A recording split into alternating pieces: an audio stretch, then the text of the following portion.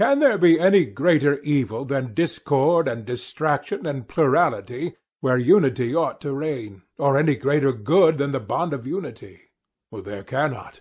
And there is unity where there is community of pleasures and pains, where all the citizens are glad or grieved on the same occasions of joy and sorrow?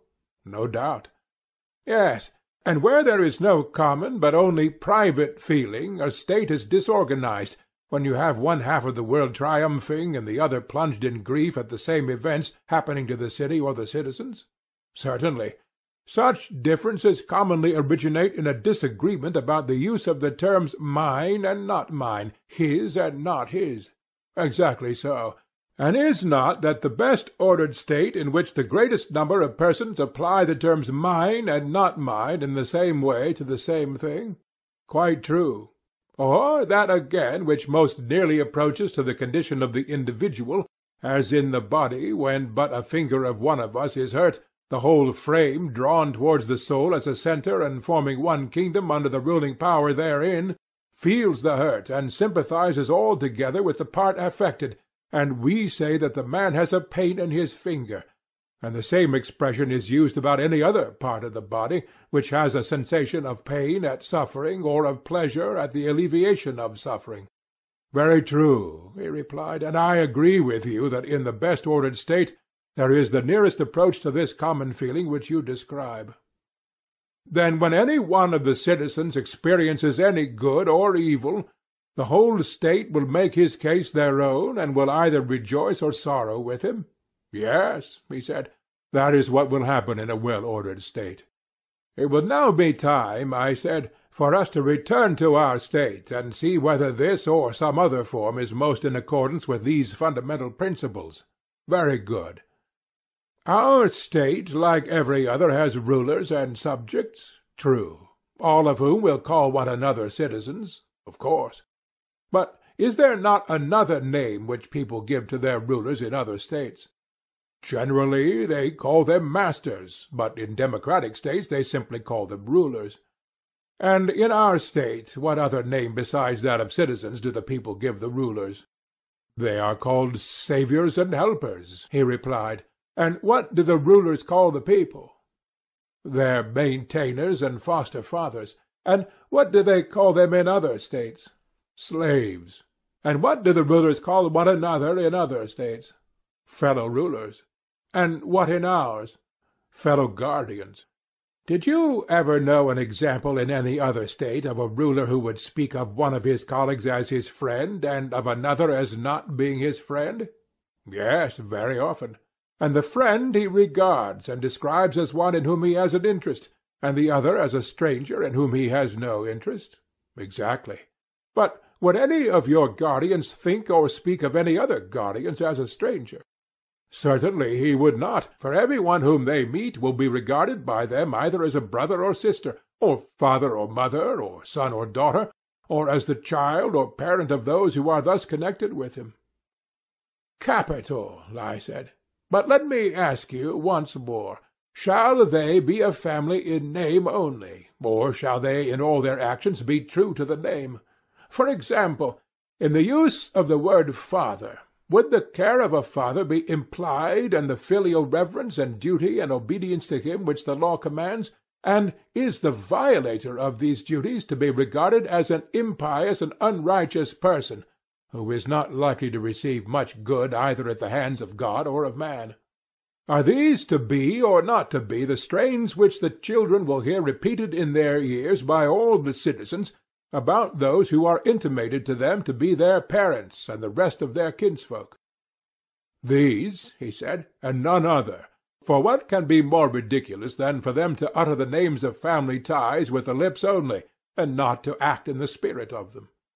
Then in our city the language of harmony and concord will be more often heard than in any other. As I was describing before, when any one is well or ill, the universal word will be, with me it is well, or it is ill. Most true. And agreeably to this mode of thinking and speaking, were we not saying that they will have their pleasures and pains in common? Yes, and so they will. and they will have a common interest in the same thing, which they all will alike call my own, and having this common interest they will have a common feeling of pleasure and pain? Yes, far more so than in other states. And the reason of this, over and above the general constitution of the state, will be that the guardians will have a community of women and children. That will be the chief reason. And this unity of feeling we admitted to be the greatest good, as was implied in our own comparison of a well-ordered state to the relation of the body and the members, when affected by pleasure or pain. That we acknowledged, and very rightly. Then the community of wives and children among our citizens is clearly the source of the greatest good to the state? Certainly. And this agrees with the other principle which we were affirming, that the guardians were not to have houses or lands or any other property. Their pay was to be their food, which they were to receive from other citizens, and they were to have no private expenses, for we intended them to preserve their true character of guardians. Right, he replied. Both the community of property and the community of families, as I am saying, tend to make them more truly guardians. They will not tear the city in pieces by differing about mine and not mine, each man dragging any acquisition which he has made into a separate house of his own, where he has a separate wife and children and private pleasures and pains. But all will be affected, as far as may be, by the same pleasures and pains, because they are all of one opinion about what is near and dear to them, and therefore they all tend towards a common end. Certainly, he replied. And as they have nothing but their persons which they can call their own, suits and complaints will have no existence among them. They will be delivered from all those quarrels of which money or children or relations are the occasion. Of course they will. Neither will trials for assault or insult ever be likely to occur among them, for that equals should defend themselves against equals we shall maintain to be honourable and right. We shall make the protection of the person a matter of necessity. That is good, he said. Yes, and there is a further good in the law, that is, that if a man has a quarrel with another, he will satisfy his resentment then and there, and not proceed to more dangerous lengths. Certainly. To the elder shall be assigned the duty of ruling and chastising the younger. Clearly. Nor can there be a doubt that the younger will not strike or do any other violence to an elder, unless the magistrates command him, nor will he slight him in any way. For there are two guardians, shame and fear, mighty to prevent him. Shame, which makes men refrain from laying hands on those who are to them in the relation of parents. Fear, that the injured one will be succoured by the others who are his brothers, sons, and fathers. That is true, he replied. Then, in every way the laws will help the citizens to keep the peace with one another? Yes, there will be no want of peace. And as the guardians will never quarrel among themselves, there will be no danger of the rest of the city being divided either against them or against one another. None whatever. I hardly like even to mention the little meannesses of which they will be rid, for they are beneath notice. Such, for example, as the flattery of the rich by the poor, and all the pains and pangs which men experience in bringing up a family, and in finding money to buy necessaries for their household, borrowing and then repudiating, getting how they can, and giving the money into the hands of women and slaves to keep. The many evils of so many kinds which people suffer in this way are mean enough, and obvious enough, and not worth speaking of. Yes, he said. A man has no need of eyes in order to perceive that. And from all these evils they will be delivered, and their life will be blessed as the life of Olympic victors, and yet more blessed. How so? The Olympic victor, I said, is deemed happy in receiving a part only of the blessedness which is secured to our citizens, who have won a more glorious victory and have a more complete maintenance at the public cost. For the victory which they have won is the salvation of the whole state, and the crown with which they and their children are crowned is the fullness of all that life needs. They receive rewards from the hands of their country while living, and after death have an honourable burial. Yes, he said, and glorious rewards they are. Do you remember, I said, how in the course of the previous discussion some one, who shall remain nameless, accused us of making our guardians unhappy?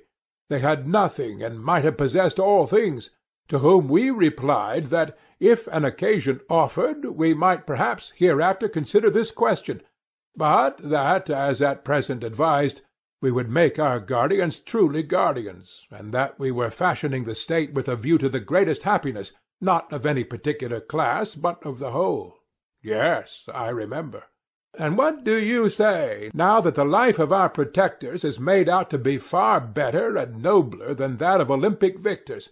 Is the life of shoemakers, or any other artisans, or of husbandmen, to be compared with it? Certainly not.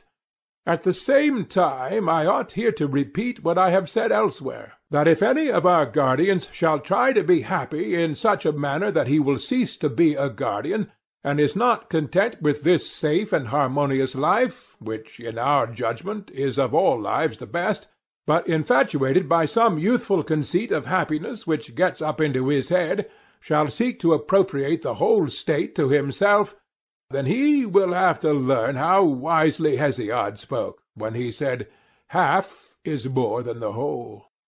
If he were to consult me, I should say to him, "Stay where you are, when you have the offer of such a life."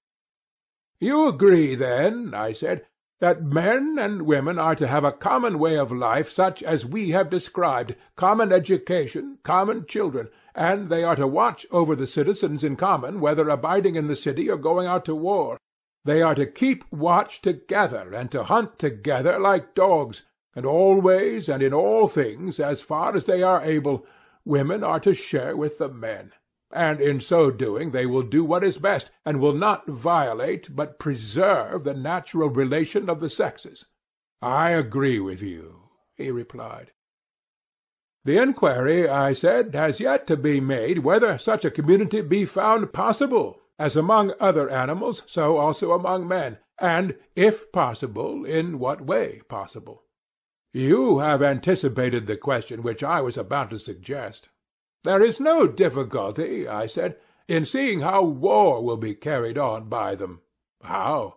"Why, of course they will go on expeditions together, and will take with them any of their children who are strong enough, that, after the manner of the artisan's child, they may look on at the work which they will have to do when they are grown up. And besides looking on, they will have to help and be of use in war, and to wait upon their fathers and mothers. Did you never observe in the arts how the potter's boys look on and help, long before they touch the wheel?" "Yes, I have." "And shall potters be more careful in educating their children, and in giving them the opportunity of seeing and practising their duties, than our guardians will be?" "The idea is ridiculous," he said. "There is also the effect on the parents, with whom, as with other animals, the presence of their young ones will be the greatest incentive to valor." "That is quite true, Socrates. And yet, if they are defeated, which may often happen in war, how great the danger is! The children will be lost as well as their parents, and the state will never recover." "True," I said. "But would you never allow them to run any risk?" "I am far from saying that." "Well, but if they are ever to run a risk, should they not do so on some occasion when, if they escape disaster, they will be the better for it?" "Clearly."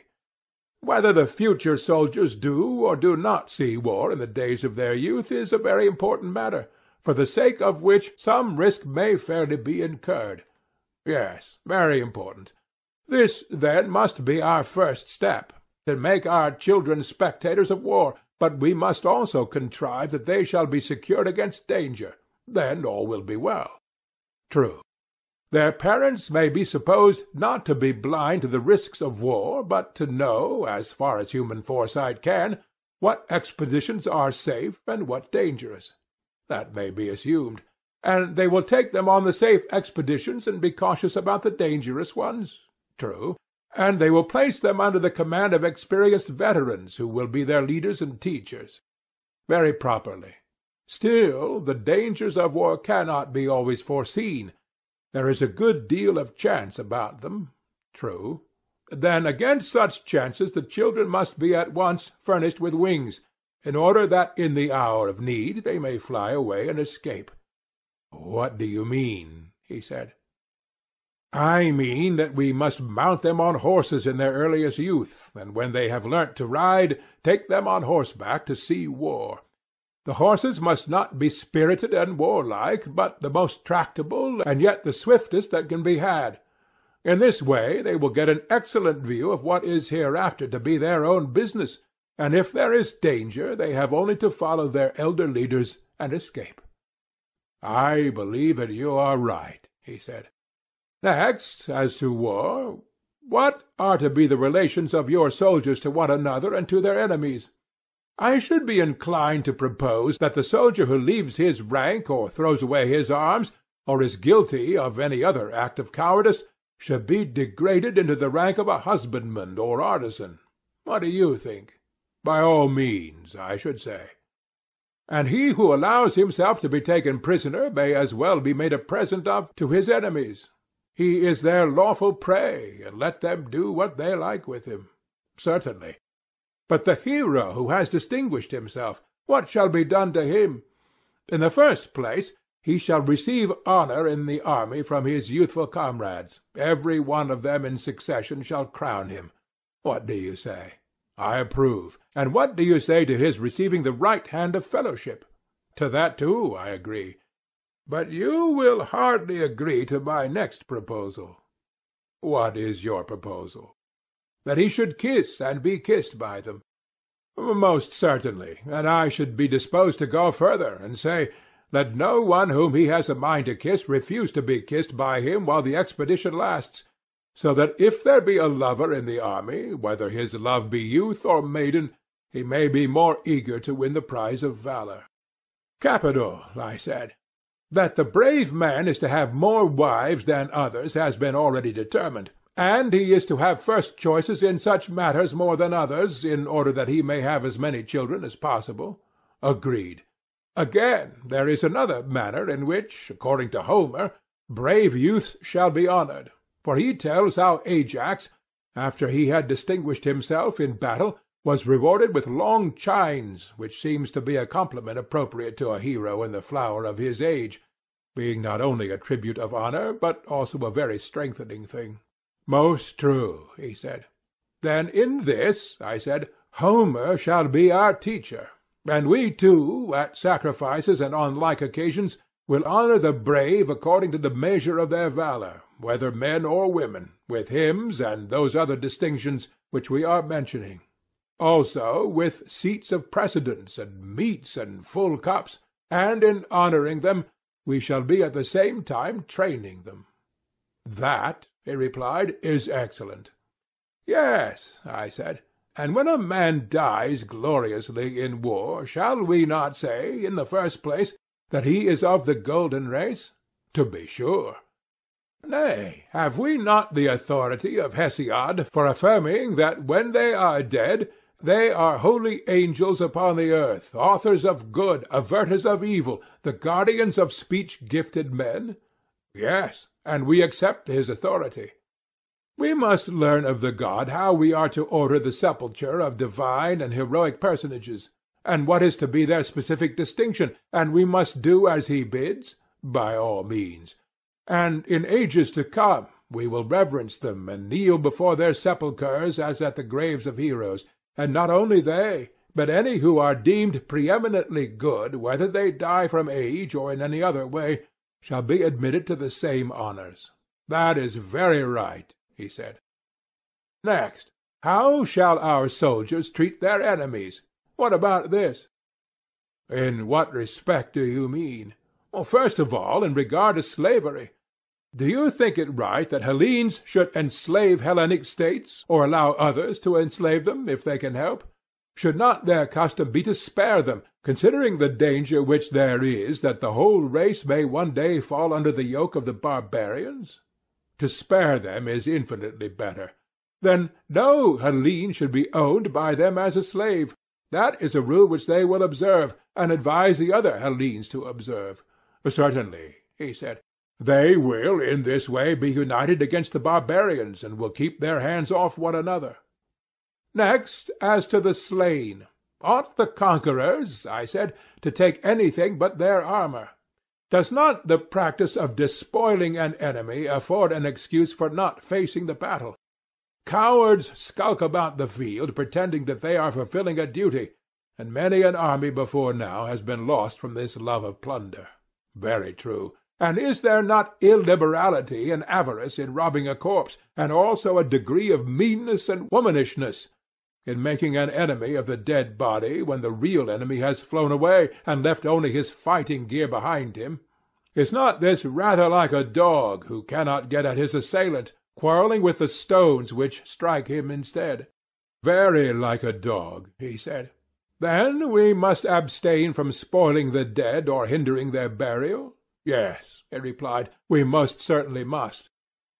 Neither shall we offer up arms at the temples of the gods, least of all the arms of Hellenes, if we care to maintain good feeling with other Hellenes, and indeed we have reason to fear that the offering of spoils taken from kinsmen may be a pollution unless commanded by the god himself.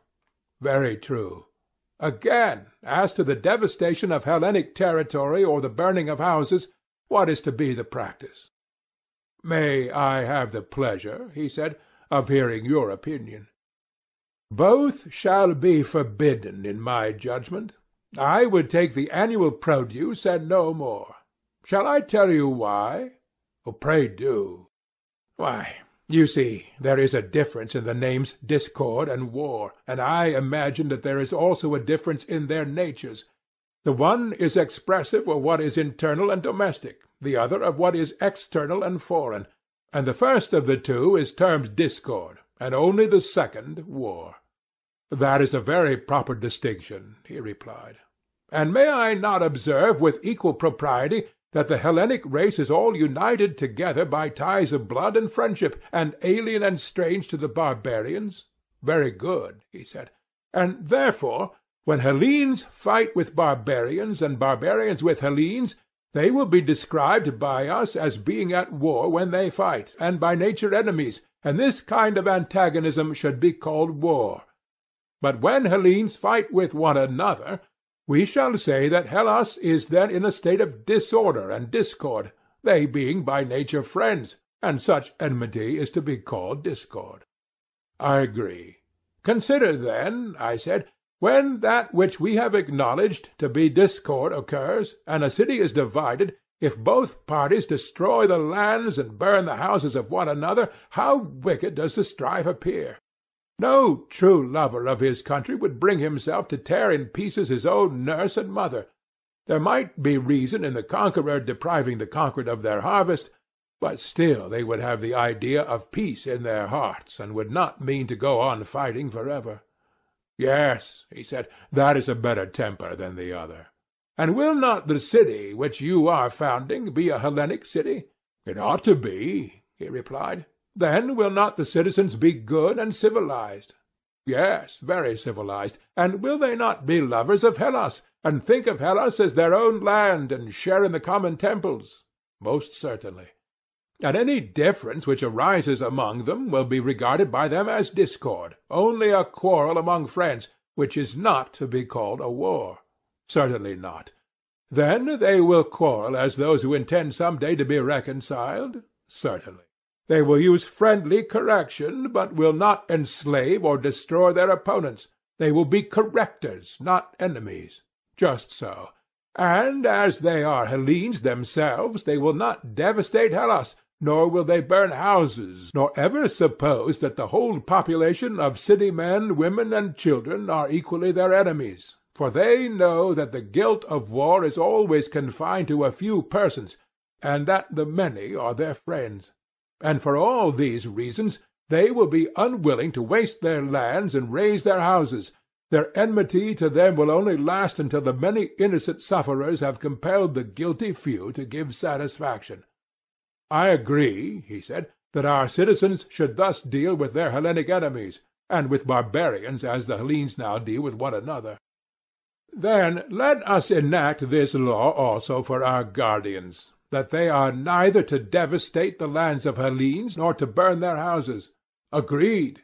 And we may agree also in thinking that these, like all our previous enactments, are very good.